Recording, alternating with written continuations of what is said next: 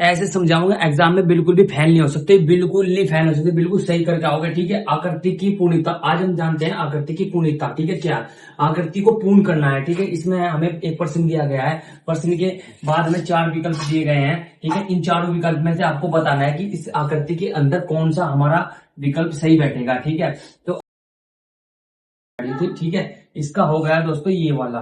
ठीक है, तो आपको बताना ये वाला किस तरीके से हुआ, तो आपको मैं बता देता हूँ ये किस तरीके से हुआ। देखो, पहले आकृति आपको देखना, पहले इस तरीके की आकृतियां बनाई है, पहले इस तरीके की आकृति बननी है। ठीक है, यहाँ पे दूसरी ये वाली आकृति बन रही है। ठीक है, ये है हमारा चिन्ह। ठीक है, और इसके बीच में ये निशान हो रहा है। ठीक है, तो ये वाला हमारा ठीक हो जाएगा। ठीक है, तो आगे बढ़ते हैं।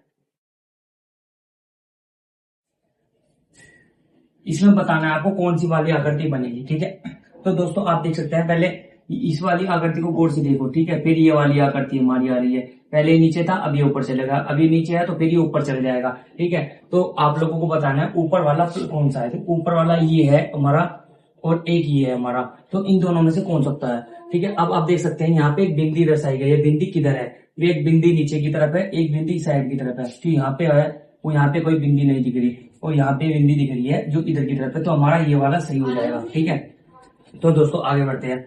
अब आपको एक प्रश्न यहाँ पे दिख रहा होगा। ठीक है, इसमें बताया गया है, पहले हमारा जो त्रिभुज है उसके अंदर ओ है, उसकी आकृति ऊपर की तरफ है। ठीक है, फिर एक हमारा ये इधर की तरफ है, उसकी भी आकृति ऊपर की तरफ है। ठीक है, इसकी आकृति सॉरी नीचे की तरफ थी, उसकी आकृति ऊपर की तरफ थी। तो इसमें बताया गया है कि हमारा कौन सा वाला सही होगा। ठीक है, तो दोस्तों इसमें हमारा ये वाला सही हो जाएगा।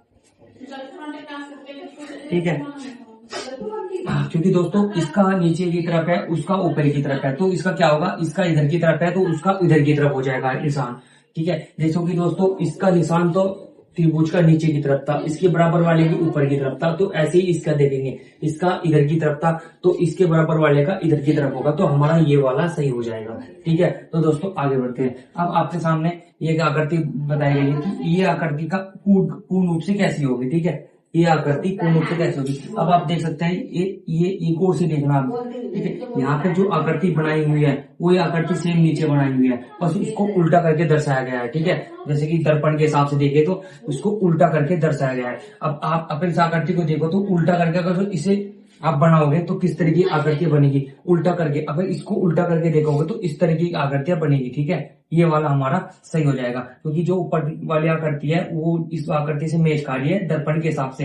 ऐसे ही इस आकृति को अगर आप दर्पण के हिसाब से देखो तो ये उल्टा नजर इस तरीके से आएगी, तो हमारी ये वाली आकृति सही हो जाएगी। ठीक है, तो दोस्तों आगे बढ़ते हैं। एक आकृति में आपको दर्शाया गया है। ठीक है, ऊपर एक ओ है, उसमें प्लस का निशान है, नीचे एक ओ है, उसमें मल्टीप्लाई का निशान है। ठीक है, अब ये वाला देखना है कि आपको जो सामने ये आकृति बननी है तो इसके नीचे कौन सी आकृति होगी। ठीक है, अब आपके हमने एक आकृति बन कर आ रही है, एक आकृति बन के आ रही है, एक आकृति बन के आ रही है, एक आकृति बन के आ रही है, तो कौन सी वाली आकृति सही होगी। ठीक है, दोस्तों इसमें क्या बताया गया, जो ये हमारा निशान है प्लस का, ये मल्टीप्लाई का, ये है प्लस का निशान ही, पर क्या है कि इसको ओ को हल्का सा घुमा दिया है। ठीक है, ये जो हमारा ओ है ये इसको हल्का सा घुमा दिया गया है, ये घूमने के बाद कुछ इस तरीके का हो गया है।